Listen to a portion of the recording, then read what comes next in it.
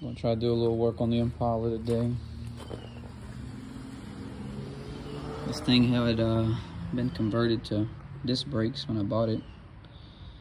I bought some control arms for the, the whole front end, upper and lower, a bigger sway bar from, I think it's, shoot, I can't remember it. Global West, that's what it's from.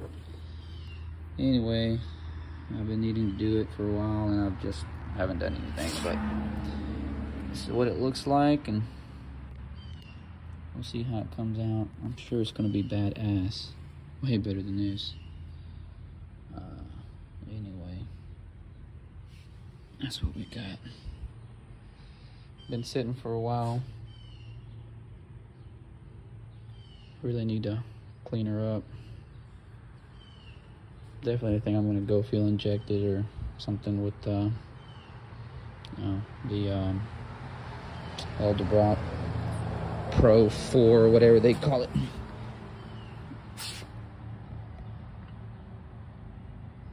I just want it dependable.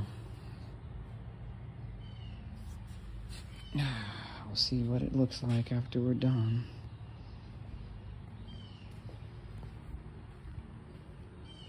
Here she is though.